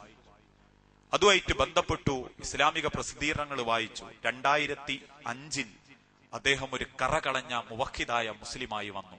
കുടുംബത്തൊന്നും ഒരുപാട് ഒറ്റപ്പെടലുണ്ടായി, സങ്കടങ്ങളുണ്ടായി. കോഴിക്കോട് താമസിച്ചു, പഠിച്ചു. ഇപ്പോ പേരുകേട്ട റിയാദിലെ ഒരു നല്ല ഇസ്ലാഹി പ്രബോധകനാണ് നമ്മളെ. നിങ്ങളൊന്ന് ആലോചിച്ച് നോക്കി, ആ ലഘുലേഖ കൊടുക്കാൻ ആരൊക്കെ എവിടെയൊക്കെ ഇറങ്ങിയിട്ടുണ്ടോ ഓൽക്കൊക്കെ കൂലി പോയിക്കൊണ്ടിരിക്കുക. അവർക്കൊക്കെ അള്ളാന്റെ കൂലി പോയിക്കൊണ്ടിരിക്കുകയാണ്. ഇങ്ങനെ ഒരു നന്മ നമ്മൾ കാരണം ഒരാൾക്ക് കിട്ടിയാൽ അതല്ലേ ഈ ദുനിയാവെന്ന് മരിച്ചു പോകുമ്പോൾ കൂടെ കൊണ്ടുപോകാനുള്ളൂ. നമ്മളെ കൊണ്ട് ഒരാൾക്കൊരു ഹൈറ് കിട്ടുക, നന്മ കിട്ടുക എന്നുള്ളത്. അതുകൊണ്ട് എന്റെ മുൻപിലിരിക്കുന്ന യുവാക്കളോട് ജീവിതം ലഹരി പോലെ ആസ്വദിച്ചു തീർക്കേണ്ടതല്ല. സിനിമയും സീരിയലും ലഹരിയും എന്ന് വേണ്ട നമ്മളെ നശിപ്പിക്കുന്ന ചിന്തകളിൽ നിന്നും, സെക്സ് വ്യഭിചാരങ്ങളിൽ നിന്നും മാറി നിൽക്കട്ടെ. നമ്മൾ ഒരിക്കലും പൊറുക്കപ്പെടാത്ത പാപങ്ങളിൽ നിന്നും മാറി അല്ലാഹു തആല എന്തും സ്വീകരിക്കുന്ന, കോടി പുണ്യം കൊണ്ട് സ്വീകരിക്കപ്പെടുന്ന നല്ല നല്ല കാര്യങ്ങളിലേക്ക് നമ്മളുടെ യൗവനം മാറ്റാൻ എന്റെ മുൻപിലിരിക്കുന്ന യുവാക്കൾക്ക് സാധിക്കണം. അതിനൊരു ഒത്തൊരുമയോടെ കെട്ടുറപ്പോടുകൂടി പ്രവർത്തിച്ചാൽ ഈ സമൂഹത്തെ ബാധിച്ചിരിക്കുന്ന തിന്മകളെ നമുക്ക് തുടച്ചു നിൽക്കാൻ സാധിക്കും. അത് അള്ളാന്റെ ഒരു ചോദ്യം കൂടിയാണ്. പെറ്റ കുഞ്ഞിന് മുലപ്പാല് നിഷേധിക്കുന്ന ഒരു കാലഘട്ടത്തിൽ അവിഹിത ബന്ധങ്ങളും അവിശുദ്ധ വേഴ്ചകളും 18 കൊല്ലം വരെ കൂടപ്പടി അല്ലെങ്കിൽ നോക്കിയ ഉമ്മാരെയും വാപ്പാരെയും വേണ്ടാന്ന് വെച്ച് കൂടെ പഠിക്കുന്നവന്റെ കൂടെ ഒളിച്ചോടിക്കൊണ്ടിരിക്കുമ്പോ അതിനിടയിലൊക്കെ ആളുകൾക്ക് ചൂണ്ടിക്കാണിക്കാൻ പറ്റുന്ന ഒരു നല്ല യുവതയുടെ മാതൃകയായി നമ്മൾ മാറിയാൽ ഈ സമൂഹത്തിൽ, കേരളത്തിൽ, ഇന്ത്യ മഹാരാജ്യത്ത്, ഈ ലോകത്ത് ഒട്ടേറെ മാറ്റങ്ങൾ വരുത്താൻ നമ്മളെ കൊണ്ട് സാധിക്കും. അല്ല തിന്നും കുടിച്ചും രമിച്ചും ആസ്വദിച്ചും ഫാഷൻ അനുസരിച്ചും ഉള്ള സമയങ്ങൾ അത്രയും ദുനിയാവിന് വേണ്ടി ഉറങ്ങിത്തീർത്തുമാണ് മരിക്കുന്നതെങ്കിൽ അവസാനത്തൊരു ഉറക്കിന് ശേഷം പിന്നെ ഒരിക്കലും രക്ഷപ്പെടാത്ത 2 ലോകമുണ്ട് എന്ന ഓർമ്മ നമ്മൾ ഒരിക്കലും മറക്കാൻ പാടില്ല. മുൻപുള്ള ആളുകൾ പാടിപ്പുകയറ്റിയ ആ വാക്കും കൂടി പറഞ്ഞ് ഞാൻ അവസാനിപ്പിക്കുക. ചിന്തിക്കണം ഓരോ സെക്കൻഡും. അതായത് ഇങ്ങനെ ജീവിച്ച് ആസ്വദിച്ച് തീർക്കുക. ജീവിതം എന്തിനാന്ന് ചോദിച്ചാൽ ആസ്വദിക്കാനുള്ളതാണ്. ഒരുപാട് ആസ്വദിക്കുക. അള്ളാന്റെ ദീനിലേക്ക് ക്ഷണിച്ച ഒരു വെറുപ്പ്. അങ്ങനത്തെ ആളുകളെ കാണുന്നത് പോലും ചിലർക്ക് വെറുപ്പാ. ഞാൻ നേരെ കണ്ടിട്ടുണ്ട്. നമ്മളിപ്പോ ഒരുത്തെ ദീനി ആളാണ്, ഓൻ ISMന്റെ നാട്ടിലൊരു ഭാരവാഹിയാണ്. ഓൻ ഇങ്ങനെ വരുന്നുണ്ട് എന്ന് തോന്നിയാൽ നമ്മൾ വൈക്കങ്ങ് പോകും. എന്താ, ഓൻ കണ്ടാ പിന്നെ മീറ്റിംഗിന്റെ കഥ ഉണ്ടാവും. ക്ഷണിക്കും, പോവാൻ പറയും, ചെല്ലാൻ പറയും. ഇതേപോലെ തന്നെ വാപ്പാര് ഒന്ന് പറയും വീട്ടിൽ ചെന്നിട്ട്, മോനെ നാളെ MSMന്റെ ഒരു പരിപാടി ഉണ്ട്, ISMന്റെ ഒരു പരിപാടി ഉണ്ട്, ഈ ഒന്ന് പോണം. മുഖത്തേക്കൊക്കെ ഒന്ന് പറയാന്നല്ലാണ്ട് നാളെ ഈ പോയോ, ഇല്ലെങ്കിൽ വാ ഞാൻ എന്നെ അവിടെ ഇറക്കിത്തരാം, ഇനി പോണം, എന്റെ വാപ്പ ഞാനാണേ മോനെ, ഇനി എന്നോട് കാണിക്കേണ്ട ഒരു മര്യാദ, ഇനി അള്ളാന്റെ ദീനിലൊന്ന് ഇടപെട്, ആ ദീനിന്റെ ആളായിട്ടൊക്കെ ഒന്ന് കൂടി. ഇനി എന്ത് പഠിച്ചിട്ടില്ലെങ്കിലും സമ്പാദിച്ചിട്ടില്ലെങ്കിലും ഇനി എന്തില്ല എനിക്കെങ്കിലും എനിക്കൊരു സമാധാനം വേണം മോനെ. മരിച്ചു പോകുമ്പോ എന്റെ മക്കൾ എനിക്ക് വേണ്ടി ഉപകാരപ്പെടുന്നുള്ള സമാധാനം. ആ സമാധാന രക്ഷിതാക്കൾ ഏറ്റവും വലിയ സമാധാനം.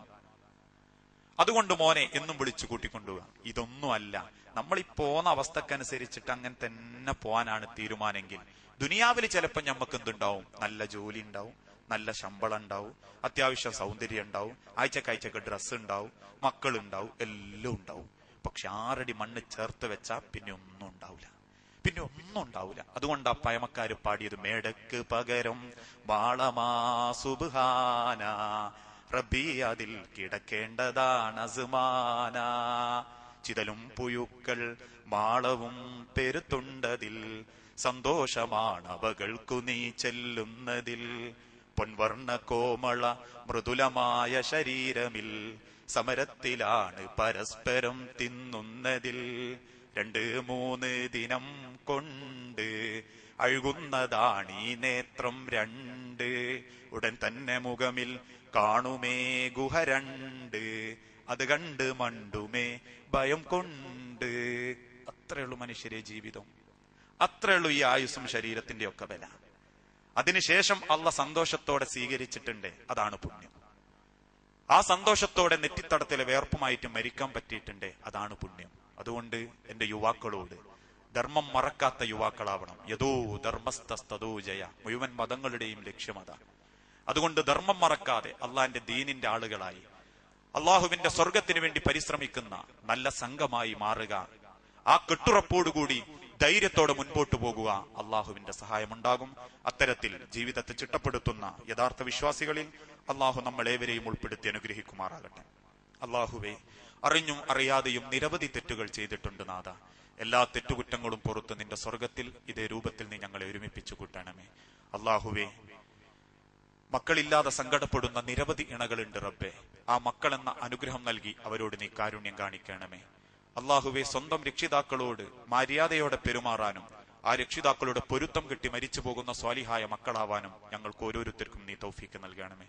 അള്ളാഹുവെ, നീ തന്ന യൗവനം അത് നിന്റെ മാർഗത്തിൽ ഉപയോഗപ്പെടുത്താനും അള്ളാഹുവെ മരിച്ചു പോകുമ്പോ നിന്റെ ചോദ്യത്തിനൊരു ഉത്തരം കാണാനും ഞങ്ങൾക്ക് ഓരോരുത്തർക്കും ആയുസ് കൊണ്ട് നീ തൗഫീക്ക് നൽകണമേ.